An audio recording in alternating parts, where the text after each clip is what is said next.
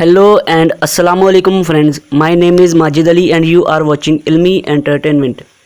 दोस्तों, जैसा कि हम जानते हैं कि रमज़ानुल मुबारक का बाबरकत महीना तकरीबन ख़त्म होने को है।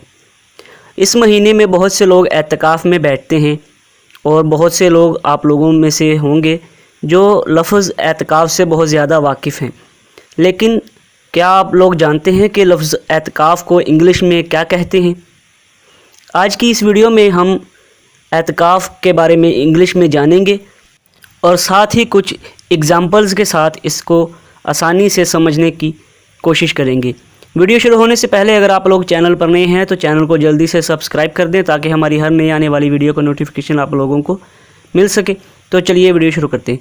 दोस्तों, सबसे पहले तो देखते हैं कि एतकाफ़ को इंग्लिश में क्या कहते हैं। एतकाफ़ को इंग्लिश में सेक्लूजन कहते हैं। सेक्लूजन इसकी एक एग्ज़ाम्पल देखते हैं। मैं एतकाफ़ में बैठा हूँ।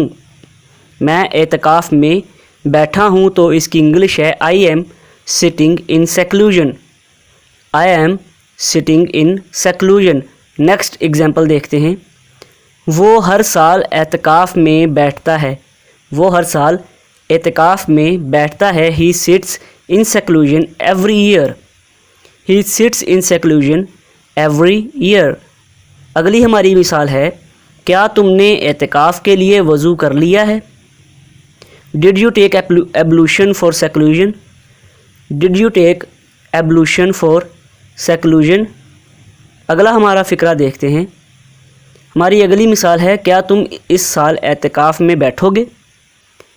क्या तुम इस साल एतकाफ़ में बैठोगे? Are you sitting in seclusion this year? Are you sitting in seclusion this year.